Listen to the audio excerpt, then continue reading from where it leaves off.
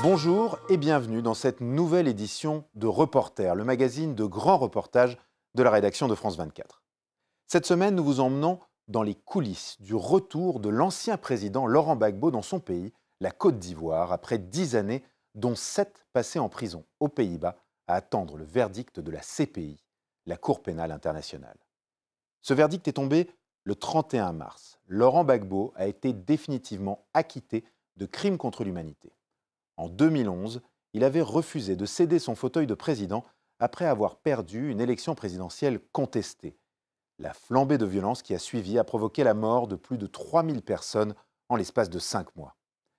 Charles Emtaz et Olivier Jobard ont pris l'avion du retour vers la Côte d'Ivoire avec l'ancien président et l'ont suivi au plus près alors qu'il foulait le sol de son pays pour la première fois après une décennie d'exil forcé. Voici le reportage exclusif.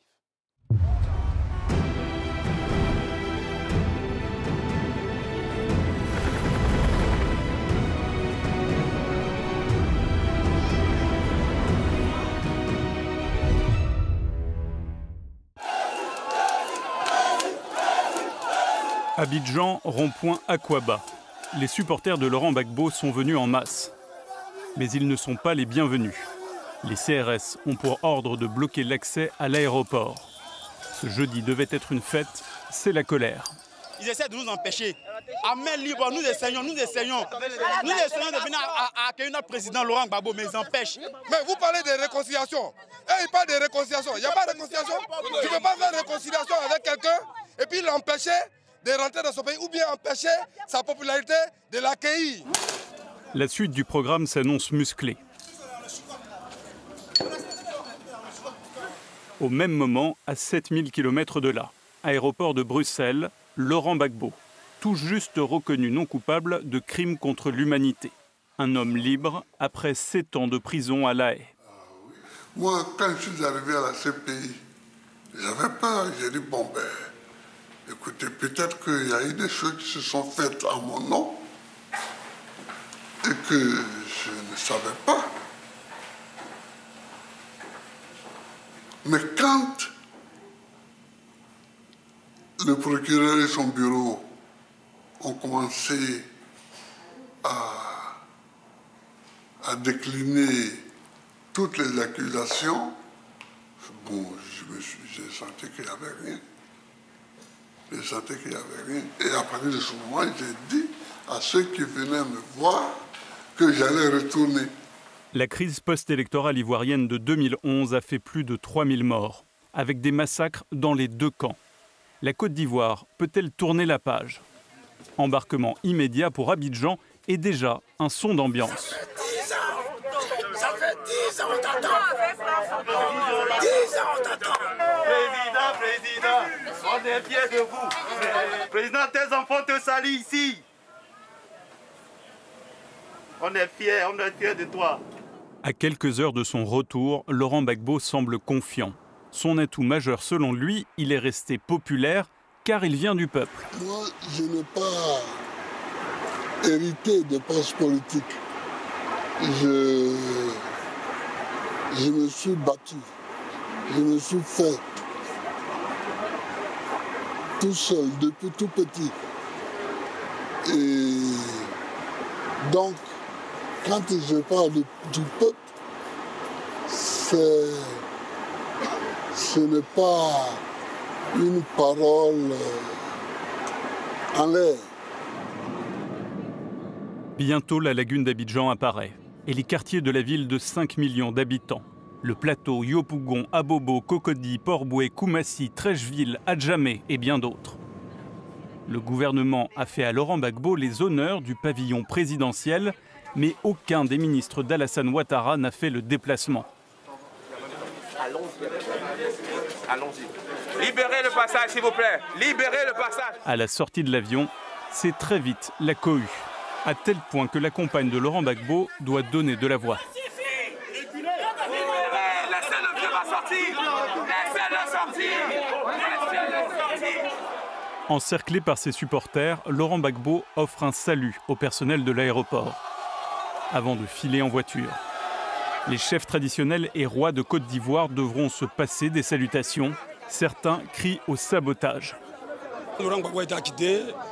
Il a décidé de rentrer dans son pays avec l'intervention du président, le président Alassane Ouattara qui a accepté d'ouvrir le pavillon d'honneur, qui a accepté que son frère arrive, mais apparemment, il y a l'impression qu'il y a une partie, il y a un clan qui ne souhaite pas aller à la réconciliation. Le cortège de l'ex-président s'enfonce dans la nuit. Des supporters de Laurent Gbagbo expriment leur colère contre l'Occident, accusé d'être à l'origine de sa chute. La France, vous êtes des tueurs. La France, les États-Unis, même les États-Unis, ils étaient complices.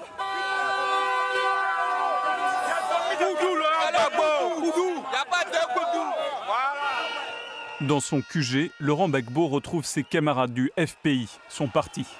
La sono ne marche pas très bien, mais chacun ici retiendra une phrase. Monsieur, je vais retrouver.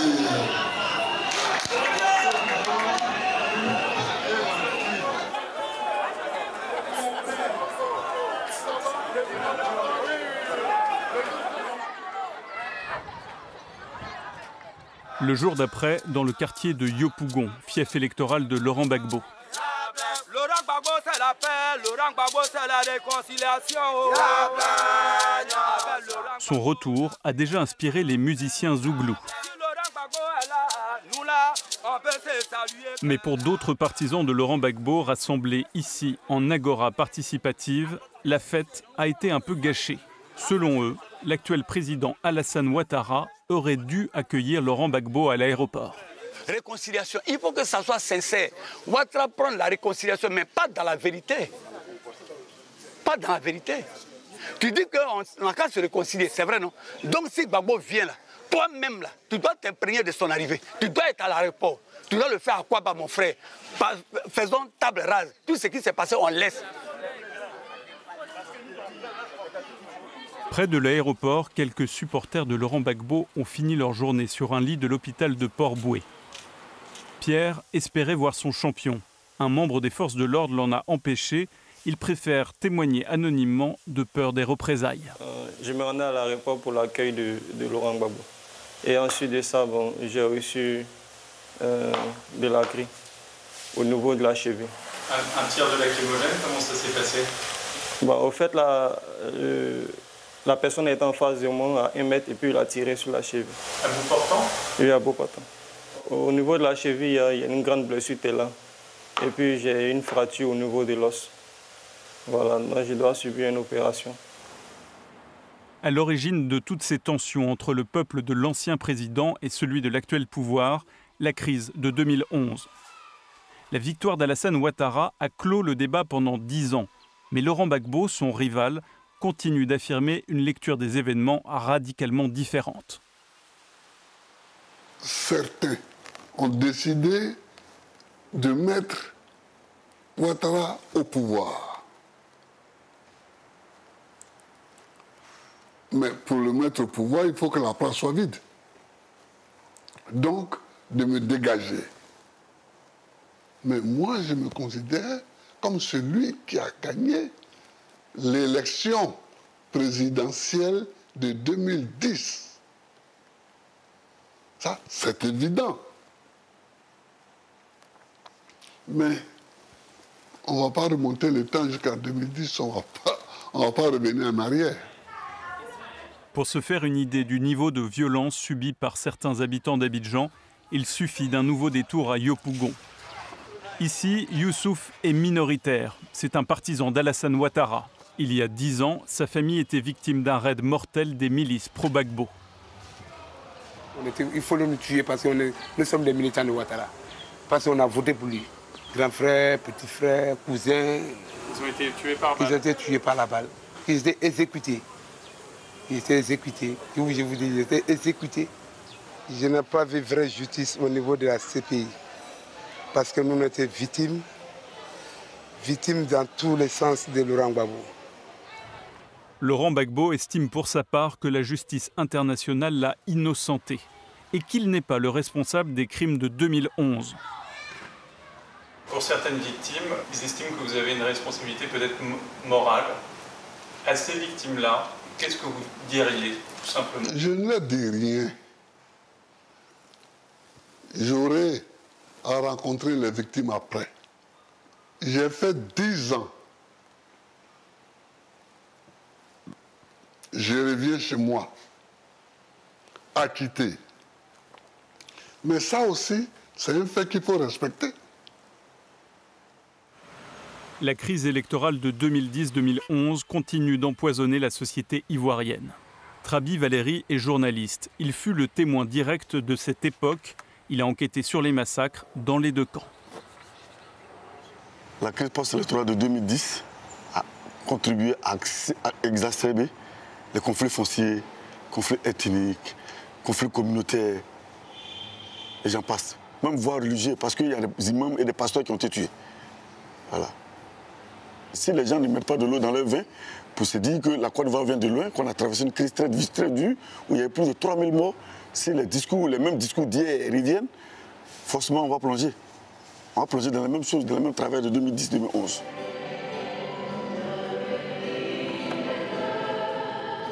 Aujourd'hui, le discours dans les deux camps est à l'apaisement. Mot d'ordre, réconciliation. Et en ce dimanche qui suit son retour, Laurent Gbagbo accomplit son premier acte politique. Connu pour être membre d'une petite église évangéliste, il vient visiter les catholiques et son vieil ami, le cardinal Coutois, a une surprise pour eux. Je vais demander au président Gbagbo de me faire l'honneur.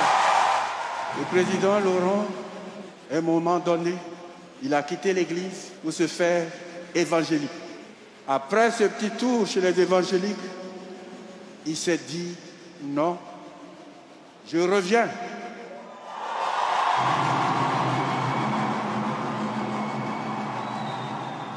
Dans un pays très croyant, afficher sa foi est un atout. Car pour les proches de l'ex-président, il est temps de réhabiliter leur champion. Ça signifie le début de la véritable réconciliation, mais ça signifie surtout la reconnaissance de la vérité qui avait été cachée, qui avait été... Quelle vérité? De quoi vous parlez, madame? De tout ce qui s'est passé. Je veux parler de ce dont on l'a accusé et qui n'était pas vrai, qui était tout à fait, parfaitement faux. Aujourd'hui, la CPI l'a lavé et il revient acquitté, innocenté. C'est une grande joie pour les Ivoiriens. Laurent Gbagbo rêve d'incarner la réconciliation, mais aussi le camp de tous ceux qui ne se retrouvent pas dans l'actuelle Côte d'Ivoire.